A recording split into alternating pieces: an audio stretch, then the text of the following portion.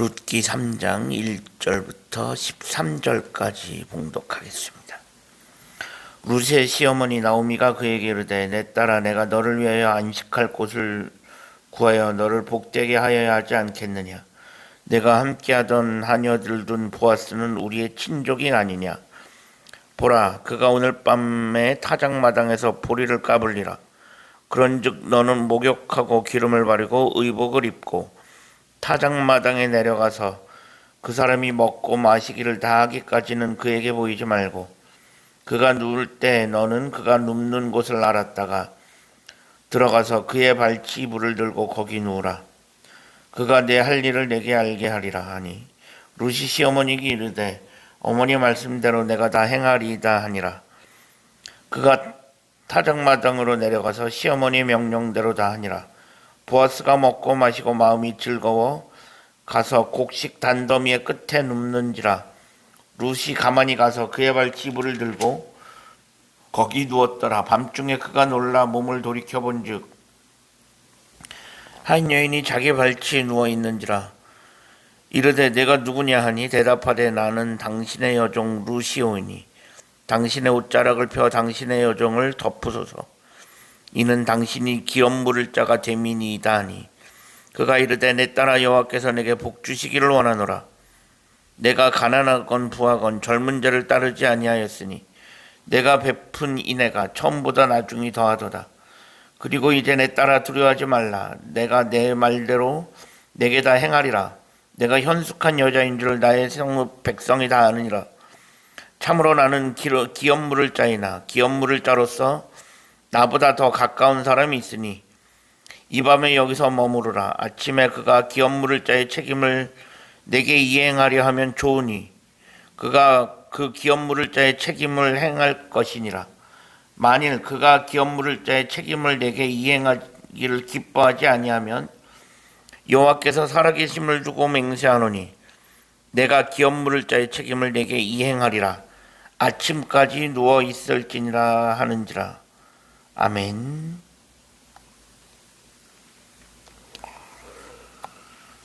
오늘도 새로운 날을 허락하신 하나님께 감사합니다. 오늘은 주의 날 금요일입니다.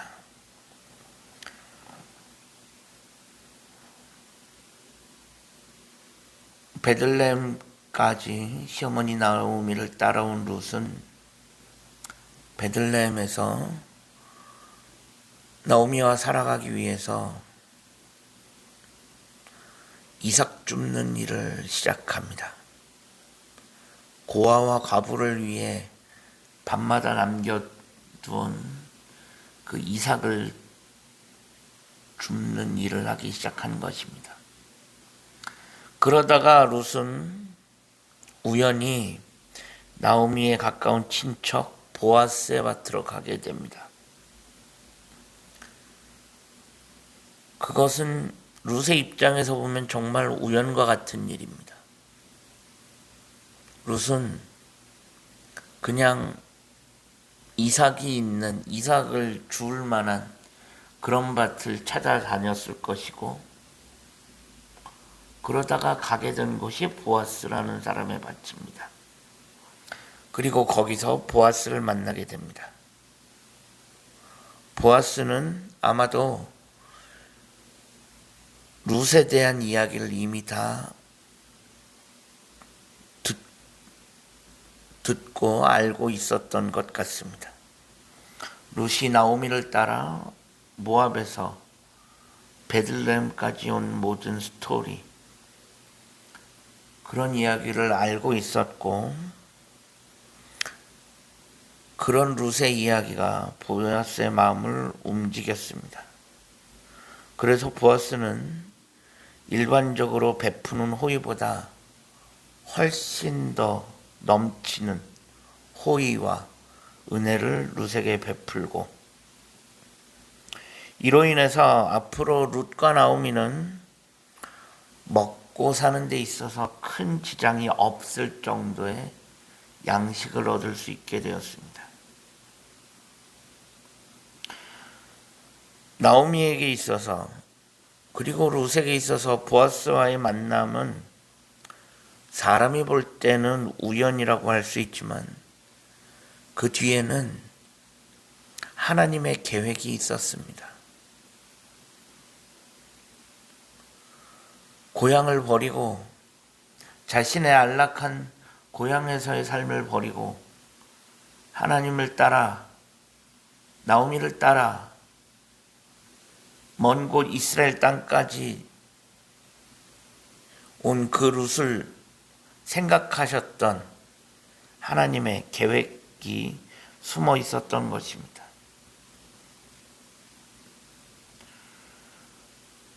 그리고 룻은 시어머니에게 그동안 자신에게 있었던 모든 일들을 다 이야기하기 시작합니다. 모든 이야기를 들은 나오미는 룻에게 한 가지 이야기를 합니다. 오늘 밤에 보아스가 타작마당에서 누울 텐데 타작을 다 끝낸 다음에 먹고 마신 다음에 그 밤에 누울 거다. 그러면 너는 몰래 그에게로 들어가서 이불을 들추고 그 발밑에 누워라. 그렇게 나오미가 일러줍니다. 이는 나오미가 룻의 모든 이야기를 들은 이후에 룻과 나오미의 결혼 가능성을 타진하려고 하는 행동입니다. 사실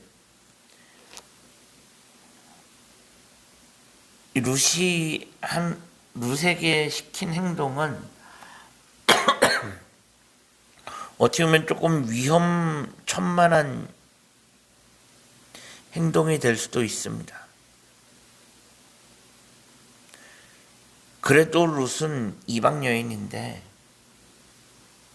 이방 여인이 이스라엘 남자가 누운 곳에 몰래 잠입해서 그 발밑에 눕는다. 사실 이런 행동은 여인이 스스로 이런 행동을 하는 것은 그 당시로서는 이스라엘 사회에서는 용납할 수 없는 일입니다. 그런데 룻은 이스라엘 여인도 아니고 이방 여인입니다. 이방 여인이 이스라엘 남자에게 이런 행동을 한다? 이건 사실 상당히 위험한 행동일 수도 있습니다. 나오미가 이렇게까지 할 수밖에 없는 것은 나오미 또한 대놓고 룻과 보아스의 결혼을 추진할 수가 없다는 것을 알고 있기 때문입니다. 룻이 이방 여인이었기에 룻과 보아스의 결혼을 대놓고 적극적으로 추진할 수가 없기 때문입니다. 하지만 나오미는 보아스가 룻에게 한 행동들을 돌이켜볼 때 그래도 어느 정도의 가능성은 있다라고 생각하는 것입니다. 그래서 기업 물을 권리가 있는 보아스가 계대 결혼을 통해 그 도리를 이행할 의지가 있는지, 그 상대가 룻이어도 괜찮은지 그런 것들을 확인하고 싶었던 것입니다. 그래서 룻은 시어머니가 하라는 대로 그대로 따라 합니다. 밤중에 보아스가 누운 곳에 가서 이불을 들추고 그 발치에 누웠습니다. 그리고 밤늦게 보아스는 잠에서 깨어 누군가 자기 발밑에 누워있는 것을 확인하고 깜짝 놀랍니다. 그리고 네가 누구냐라고 물으니 그때 룻이 뭐라고 대답하냐?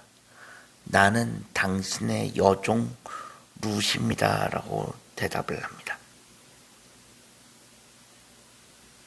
여기서 룻이 자기 자신을 가리켜 당신의 여종이다 라고 표현하는 것은 아마 이런 표현조차도 나오미가 가르쳐 줬을 것입니다.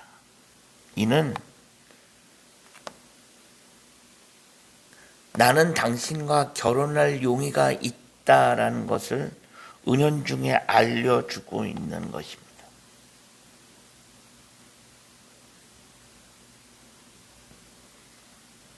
그러면서 보아스는 룻에게 내 딸아라고 부르고